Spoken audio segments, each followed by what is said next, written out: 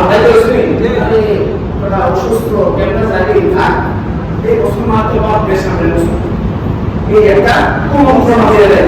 এখন আপনাদের কাছে আমার দুইটা মেসেজ, একটা হচ্ছে হজে না গিয়া আমরা যদি দেশে থাকি ওদের থেকে বাঁচতে পারবো না, বাঁচতে পারবো না। এটা খেয়াল রাখবেন। প্রথম মেসেজ হচ্ছে যে আল্লাহ মেহমান, আল্লাহ হাবিবের মেহমান, আপনারা রওনা হয়ে যান। শয়তানের এই কুমন্ত্রণায় পড়েন না।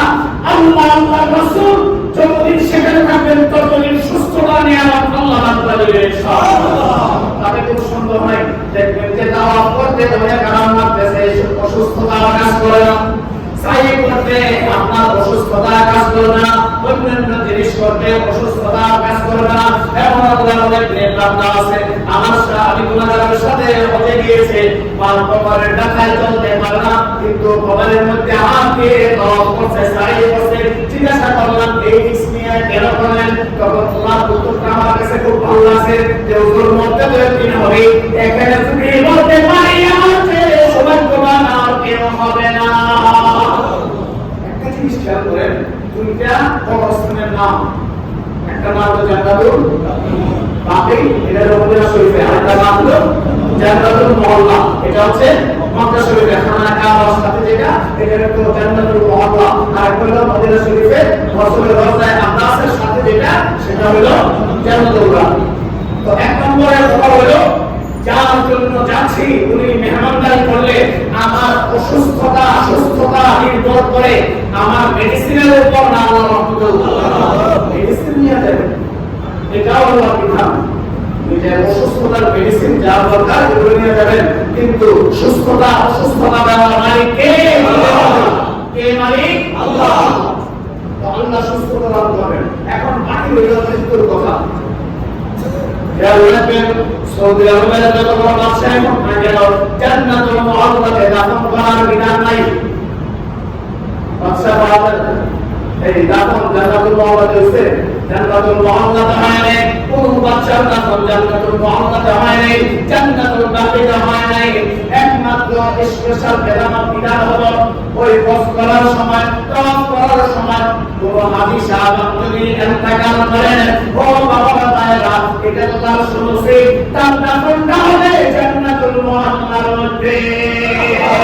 পৃথিবীর মধ্যে যতগুলা কবরস্থান আছে, যতগুলা কবরস্থান আছে, সবচেয়ে দামি কবরস্থান হচ্ছে দুইটা, একটা হচ্ছে জান্নাতুল মুআল্লা, আরেকটা হচ্ছে জান্নাতুল বাকি। এখন কষ্ট করতে গিয়ে তুমি কাফের মধ্যে হজের এরিয়ার মধ্যে যদি কেউ ইন্তেকাল করে বা হজ করতে গিয়ে যখন ঈশার মধ্যে দেখো যে উমরা করতে বা হজ করতে আসেন, তাদের দাফন হয় জান্নাতুল মুআল্লাতে। আর মদিনাতুল মুনাওয়ারাতে জিয়ারত করতে গিয়ে, মদিনাতুল মুনাওয়ারাতে অবস্থান করতে গিয়ে যদি কোনো বান্দা বান্দির ইন্তেকাল হয়, তাহলে তার দাফন হয় জান্নাতুল বাকি। এমন সৌভাগ্যবান দাফন যার তার নসিবে ছুটে না। এক নম্বর হলো দাফন। আর এর চেয়ে বড় নিয়ামত জানাজার নামাজ কোথায় হলো? খানায় কামাতে। জানাজার নামাজ কোথায় হলো? খানায় কামাতে। খানায় কামাতে জানাজার নামাজ হলো। আর যদি মদিনাতুল মুনাওয়ারাতে থাকা অবস্থায় ইন্তেকাল হয়ে যায়, তাহলে আমার জানাজার নামাজ হলো মসজিদে নববীতে, যেই নবীর জন্য সব সময় বিরাজ জ্ঞান করছি, যেই নবীর সম্মানের জন্য নিজের জীবনকে উৎসর্গ করে দিয়েছি, ওই মদিনা শরীফের রাসূলের রওজায়ে আকদাসের কবরের কাছে আমার জানাজার নামাজ হলো। এর চেয়ে সৌভাগ্যবান আর কেউ হতে পারে কিনা বলেন? এর চেয়ে সৌভাগ্যবান আর কেউ হতে পারে না। ও বাবা ভাইরা, এই শয়তানের দোকান করতে বলা যাবে না, শয়তানের দোকান করতে বলা যাবে না।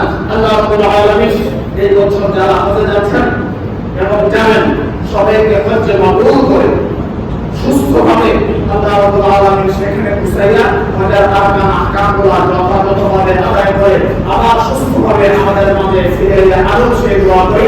সবাই মিলে আমিন। আমিন।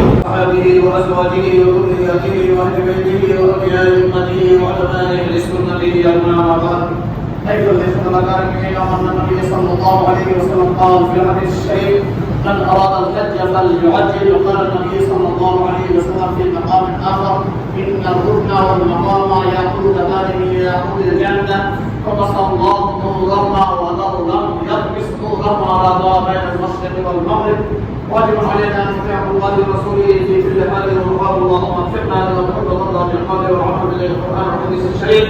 أسأل الله العظيم القادر الكريم أن يطلع لنا برحمته وأن يهدينا مسلمين والحمد لله رب العالمين. أعوذ بالله من الشيطان الرجيم. الحج أشهر معلومات ومن فرض فيهن الحج فلا رفث ولا فسوق ولا جدال في الحج.